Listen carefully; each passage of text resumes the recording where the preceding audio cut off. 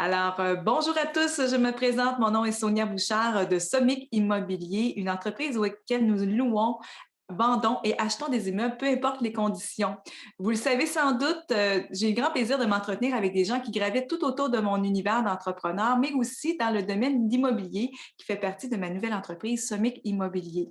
Aujourd'hui, j'ai le grand plaisir de m'entretenir avec une personne qui a une spécialité très particulière qui est la location-achat, mais dans le domaine des chalets. Alors, on le sait de ce temps-ci, les gens, c'est effervescent, les gens recherchent beaucoup de chalets, que ce soit pour de l'investissement immobilier ou pour leurs besoins personnels.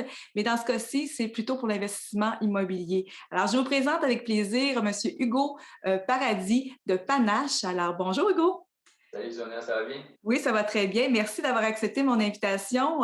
Donc, c'est ça, je voulais te connaître un peu plus, mais aussi connaître ton entreprise donc, j'ai plein de questions pour toi. Donc, qui es-tu, mon cher? Ben, comme tu l'as dit, mon nom c'est Hugo Paradis, puis je travaille pour Panache.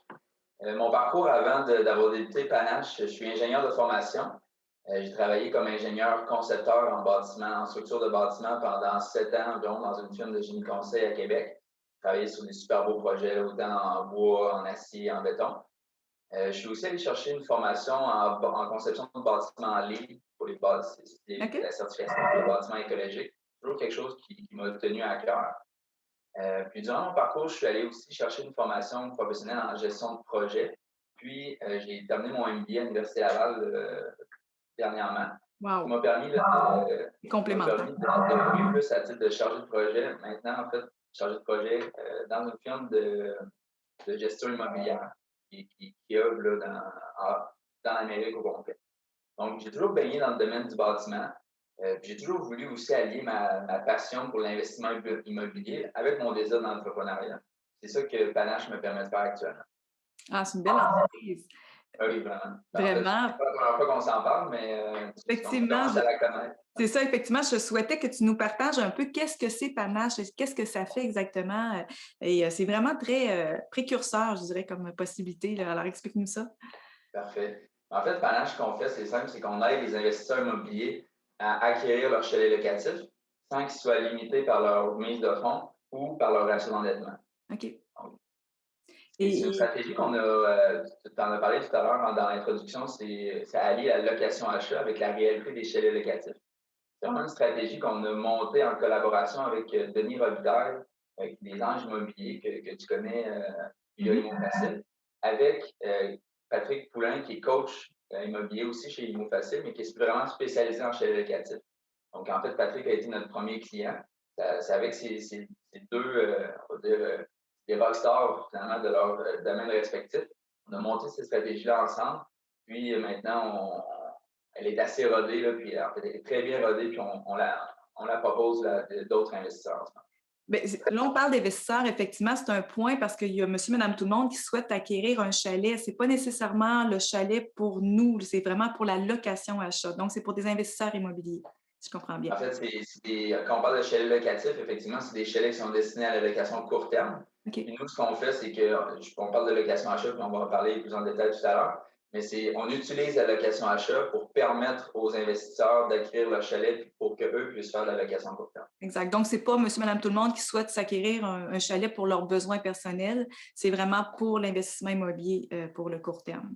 Effectivement. En fait, Puis, on s'attaque à ce créneau-là qui est en fait vraiment populaire en ce moment parce qu'il y a vraiment la réalité est que c'est difficile pour les investisseurs d'acquérir des chalets locatifs parce que les banques, les institutions financières sont vraiment frileuses à financer les revenus locatifs court terme. Ce pas des revenus qui sont garantis, ce pas des revenus qui sont fixes. Si je compare par exemple à des beaux, là, des multilogements dans lesquels il y a vraiment un engagement à payer chaque mois. Donc, les banques sont moins intéressées à financer ce genre de projet-là. Donc, c'est dans ce contexte-là, en fait, qu'on s'intègre et qu'on aide les investisseurs à acquérir leur chalet et à croître plus rapidement. très bien. Puis comment ça fonctionne exactement dans le concret? Donc, exemple, dans mon cas, on s'en est déjà parlé, j'ai un projet qui est très concret, puis même, j'aurais dû faire une PA selon toi, mais là, ça donne qu'il y a il y a des petits litiges, pourquoi je n'en ai pas fait encore. Mais en bref, on devrait faire tout simplement une promesse d'achat, le chalet nous intéresse. Mais la prochaine étape, c'est quoi exactement? Ouais. En fait, très globalement, là, nous, ce qu'on fait, on l'a dit de tantôt, location-achat, c'est que si toi, tu as identifié un chalet, mais que tu as de la difficulté à te financer ou du moins tu veux pas mettre la mise de fonds qui est requise, nous, on va acquérir la propriété pour toi. On va te la louer pendant un temps qui est déterminé à l'avance. Donc, avant même l'acquisition, on a déterminé les termes du contrat, dans l'objectif que tu puisses le racheter plus tard. Donc, ça, c'est vraiment le contexte de location-achat, mais qui est adapté à la réalité des investisseurs immobiliers, donc qui veulent acquérir des chalets locatifs. Puis peut-être pour les gens qui sont moins au fait du contexte du financement de chalets locatifs en ce moment, peut-être juste faire un pas en arrière pour expliquer peut-être c'est quoi le portrait actuellement pour financer un chalet. En gros, il y a deux options. La première, c'est le financement au personnel et la deuxième, c'est le financement au commercial. Le financement au personnel, c'est intéressant puisque la mise de fonds est normalement de 20 pour les chalets locatifs, donc pour les chalets qui sont destinés à la location à court terme. Par contre, le gros défaut de cette stratégie-là, c'est que comme les banques sont frileuses à financer la location à court terme, ne vont pas considérer les revenus qui sont projetés par votre acquisition. Donc, autrement dit, ils vont vous qualifier seulement sur la base de vos ratios d'endettement personnel, donc sur vos revenus. Donc, on est rapidement plafonné avec cette stratégie-là, puisque dès que vous avez déjà une hypothèque ou vous avez déjà certaines dettes, bien, ils se basent que sur vos revenus actuels d'emploi ou de travailleurs autonomes pour vous qualifier.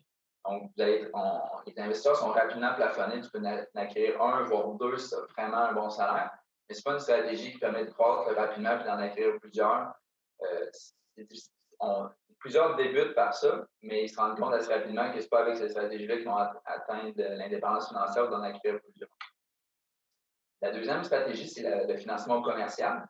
Le financement commercial, c'est intéressant parce que là, ils ne vont pas se limiter à vos ratios d'endettement personnel. C'est vraiment lié à l'entreprise. Donc, et là, ils vont pouvoir considérer des revenus qui sont générés. Par contre, l'institution financière va se baquer en demandant une grosse mise de fonds. Tantôt, comme au personnel, on demandait 20 Là, normalement, on va parler de plus de 35 à 50 de mise de fonds. C'est vraiment énorme. C'est vraiment une stratégie dans laquelle il faut être plusieurs investisseurs, il faut avoir des partenaires. C'est moins intéressant parce qu'évidemment, qui dit grosse mise de fonds ou partenaire, on divise les revenus à la fin. Puis le rendement sur cet investissement initial-là est beaucoup plus faible. Donc, autrement dit, on a les deux solutions actuellement de chalet. C'est soit qu'on est limité par nos ratios d'endettement ou soit qu'il faut mettre une super grosse mise de fonds pour l'acquisition. Donc, ce n'est pas très intéressant le portrait dans lequel on est actuellement. Puis nous, la stratégie qu'on amène, c'est vraiment c'est une stratégie qui est la location-achat, qui normalement s'applique plutôt aux nouveaux arrivants, par exemple, qui n'ont pas eu le temps de constituer un historique de crédit ou un historique de revenus. Des travailleurs autonomes qui n'ont pas assez de revenus, un historique de revenus pour démontrer à la banque leur solidité financière. Donc, normalement, la location-achat standard s'applique à des gens qui ont de la misère à se financer. Et nous, on l'applique à des investisseurs, mais qui font face, grosso modo, aux mêmes difficultés, puisqu'ils veulent acquérir des propriétés qui vont générer des revenus, mais la banque ne les reconnaît difficilement. Donc, ça, pour répondre à ta question du fait que concrètement, comment ça se passe, c'est que nous, on va acquérir la propriété pour l'investisseur. On va déterminer le prix de rachat à l'avance. Donc, on va dire, Sonia, OK, si on achète ton chalet, par exemple, 300 000, on va te le revendre, par exemple, dans un horizon de 3, 4, 5 ans, à tel montant. Ton loyer mensuel va être de temps. Ça va te permettre, en fait, de vraiment avoir accès à ce chalet-là. Tu vas avoir un droit d'exploitation.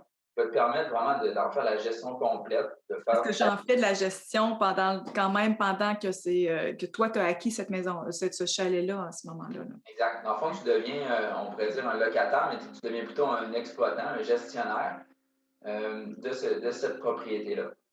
Ce qui est super intéressant, c'est que durant ce terme-là, durant le délai durant lequel vous êtes locataire ou exploitant, vous générez trois choses. La première, c'est que vous générez des revenus nets, des revenus locatifs, puisque, évidemment, le chalet va être plus rentable que les dépenses que vous allez payer en termes de loyer. Donc, vous avez vraiment accès à un nouveau chalet pour générer des revenus. Ce qui est intéressant également, c'est que le fait de la location-achat prévoit qu'à même votre loyer, vous allez constituer votre mise de fonds en vue du rachat. Donc, il y a vraiment, vous servez finalement de la propriété que vous désirez acheter pour générer sa propre mise de fonds. Parce qu'on accumule à tous les mois un certain montant. Parce que dans le fond, les termes, je me rappelle bien, le maximum, c'était 5 ans. Si on se dit avec 5 ans, puis on doit une différence X, mais c'est là que vous comptabilisez ça et ça amène à amasser, dans le fond, la mise de fonds qui était la différence, en fait, je comprends. Effectivement. Donc, en fait, mensuellement, vous allez cumuler le reste de la mise de fonds qui est requise pour le rachat. Et la troisième chose que vous constituez, qui est super intéressante dans le contexte actuel, c'est que puisque vous faites l'exploitation du chalet, vous constituez votre historique de revenus pour cette propriété-là. Donc, tout à l'heure, je disais qu'au personnel, ils ne finançaient pas, ils ne considéraient pas les revenus locatifs. Ça, c'est vrai parce qu'ils ne vont pas considérer non plus les revenus du vendeur. Si vous achetez, par exemple, un chalet qui est déjà exploité en chalet locatif, puis que le vendeur dit, bien, regarde, moi, je fais 50 000 de revenus par année, vous ne pouvez pas utiliser ces revenus-là pour le démontrer à la banque puisque ce n'est pas vous qui avez fait cette exploitation. Le même gestionnaire, oui, je comprends. Okay. Ce n'est pas le même gestionnaire. Il n'y a rien qui leur démontre que vous allez être en mesure de faire ces revenus-là, etc. Par contre, les banques, à partir du moment où vous avez fait un cycle de 2 ans, vous avez des déclarations de revenus complètes d'au moins 2 ans, là, ils vont commencer à considérer vos revenus. Okay. Donc, ce que la location achat vous permet dans ce contexte-là, c'est vraiment de constituer cette historique de revenus-là. Donc, avant même d'en faire l'acquisition. Donc, le moment venu que vous voulez en faire l'achat, vous avez déjà en main votre historique en mesure de la considérer, effectivement. C'était très intéressant, effectivement. C'est une belle option. Dis-moi, au niveau de la mise de fonds, parce qu'on a parlé qu'effectivement, ça peut être 35 à 50 si c'était commercial, mais dans ton cas, c'est comment ça fonctionne exactement, la mise de fonds? Oui, bien, c'est un très bon point. On se rappelle, au personnel, on parlait de 20 au commercial, 35 à 50. Puis nous, étant donné qu'on fait une acquisition en partenariat, l'investisseur, comme Sonia, tu vas mettre 10 à 15 je vais en parler un peu plus tard, qu'est-ce qui va définir, qu'est-ce qui va faire, qui penche. 10 ou 15. Okay. Mais nous, on comble le reste. Donc, l'investisseur n'a, pour l'acquisition initiale, juste à débourser 10 à 15 de mise de fonds. Et évidemment, cette mise de fonds-là est récupérée par l'investisseur lors de son rachat. Donc, c'est comme un dépôt qu'il met pour... En fait, c'est ce qui lui donne l'option d'achat. C'est ce qui lui permet d'avoir une main prise finalement sur le deal, puis qui va nous signer dans lequel on va signer un contrat qui lui permet de le racheter. Puis toi, tu combles la différence de c'est quoi le pourcentage au total que ça reprend? Est-ce que c'est plus bas que de 35 C'est un financement au commercial qu'on fait. Nous, on va vraiment constituer une entreprise pour le client. Puis, on va faire l'acquisition pour ce client-là avec cette entreprise-là, effectivement. Mais la mise de fonds, en fait, est-ce qu'elle est pour vous est calculée à 20 Parce que juste savoir, dans le fond, si je donne 10 c'est quoi l'autre pourcentage que je comble? Est-ce que c'est juste pour aller jusqu'à 35 ou c'est quoi exactement? Est-ce que ça représente 25 C'est quoi exactement? Bien, si je comprends bien ta question, puis tu me dis si je l'ai bien compris, c'est que tout à l'heure, on a dit que, par exemple, que tu mettais 10 initial. Oui. Effectivement, on va s'assurer que durant le 3, 4 ou 5 ans, tu aies cumulé 20 au total du prix d'achat. OK, d'accord. Donc, c'est le 20 au minimum, on veut s'assurer que tu sois en mesure de l'acheter au personnel, pas l'acheter au commercial si tu veux.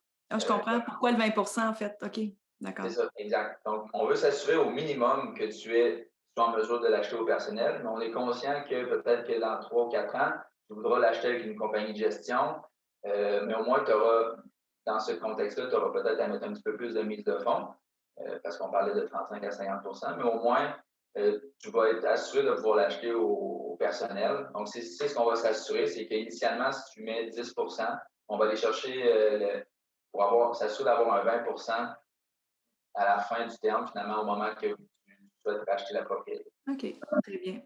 C'est très intéressant. C'est une belle opportunité, honnêtement, pour justement ceux qui souhaitent se lancer dans cette possibilité. Puis en même temps qu'on puisse avoir de pouvoir exploiter, dans le fond, cet établissement-là pour faire de la location. Donc, c'est une belle option, effectivement. Ensuite de ça, qu'est-ce que je peux te demander aussi? Est-ce que c'est accessible à tous, selon toi? Quels sont les barèmes? Parce que tu disais c'est soit 10 ou soit 15. Quelle est la façon que justement tu puisses établir le barème que c'est 15 ou c'est 10? Ou est-ce qu'il y en a des gens qui disent non, ça ne peut pas fonctionner? Comment tu l'établis, ça? OK. En fait, la qualification du projet, comment que ça fonctionne, ou la qualification du dossier, ça se passe en deux étapes principales. Premièrement, on va vraiment qualifier le projet en tant que tel. OK. Donc, parce que nous, en fait, contrairement à la location achat standard, où c'est vraiment plus la capacité à payer de la personne qu'on évalue, là, on va vraiment plus étudier la rentabilité du projet. Un petit peu comme dans le multi, finalement, est-ce qu'on s'assure que le chalet est assez rentable pour couvrir les dépenses puis pour fournir un revenu net à notre partenaire? Donc, pour ça, nous, on fait compléter au partenaire un calculateur de chalet. Donc, c'est relativement simple. On estime les revenus, on calcule les dépenses, ça nous donne un résultat net et un rendement. Donc, on va évaluer la rentabilité du projet dans un premier temps. Puis, dans un deuxième temps, si le projet est effectivement rentable, on va qualifier le partenaire, l'investisseur en tant que tel. Dans ce contexte-là, puisque c'est ça, je l'ai insinué, mais peut-être pas dit très clairement tout à l'heure, c'est vraiment nous, puisque c'est nous qui faisons l'acquisition, c'est vraiment nous qui passons au financement pour l'investisseur. Donc, lui, ses ratios d'endettement ne sont pas impactés du tout par l'acquisition initiale. Donc, nous, nos critères de qualification pour le dossier financier du partenaire, c'est plutôt objectif dans le sens que comme c'est nous qui passons au financement, on n'a pas des critères fixes comme une cote de crédit en haut de 180, etc. Donc, on va garder le dossier financier dans sa globalité. En gros, ce qu'on veut s'assurer, c'est que d'une part, il y ait une certaine expérience dans le chalet locatif. On veut s'assurer qu'il y ait les ressources, ou du moins qu'il y ait l'intention de se former, etc., pour pouvoir être en mesure d'exploiter le chalet. Puis également, on veut s'assurer qu'il y a une certaine solidité financière, simplement pour s'assurer que, puisqu'on va faire affaire avec lui pendant un certain temps, on veut s'assurer qu'il n'y ait pas de dossier criminel, on veut s'assurer qu'il y a une certaine connaissance ou connaissance financière, bref, qu'il y a eu de la facilité à gérer ses finances personnelles. Mais autre que ça, on n'a pas des critères fermés là, puisque c'est nous qui passons au financement. Très bien. Donc, c'est vraiment ça donne beaucoup de motivation à pouvoir acquérir. Ça, c'est évident que ça donne une belle possibilité. Donc, en résumé, si on souhaite faire ce type d'investissement-là et justement, mise de fonds, on trouve que c'est beaucoup, etc. Donc, c'est une belle option. Et comment on peut communiquer avec toi justement pour avoir plus d'informations? En fait, j'invite tout le monde à consulter notre site web qui se trouve à être panache.imo. OK. Mon adresse courriel, sinon, c'est hugo@panache.imo. Juste une petite information comme ça. Nous, à chaque semaine, on fait une séance d'information. Donc, d'ailleurs, je pense, Sonia, que tu avais référé un collègue là, du Mastermind Coaching Group qu'on a rencontré justement mercredi dernier. Puis, merci de nous avoir donné ces références. Et justement, à chaque semaine, on fait une séance d'information dans laquelle on explique un petit peu plus en détail c'est quoi le principe. Mais surtout, ça donne l'opportunité aux gens de poser des questions vraiment spécifiques à leur projet. Puis souvent, le fait qu'il y ait beaucoup de monde, ben, les gens profitent des questions, en fait, aux questions des autres. Puis souvent, là, on en parle rapidement, mais il y a plusieurs questions qui vont soulever, évidemment. Mais au lieu de bombarder les gens de trop d'informations, mais je préfère répondre aux questions plus précises. Puis ça amène vraiment les gens à s'intéresser, puis il y a vraiment l'intérêt pour cette belle stratégie en ce moment. Effectivement. Bien, merci beaucoup de ton temps. C'est vraiment très intéressant, puis ça donne le goût justement de se lancer officiellement. Donc, avis à tous qui souhaitent se procurer un beau chalet et faire de l'investissement immobilier. Alors, veuillez communiquer avec Hugo. Il sera un plaisir de vous expliquer le tout. Alors, merci Hugo. Donc, à la prochaine. Merci à toi. Sonia, merci beaucoup. Allez, bye bye.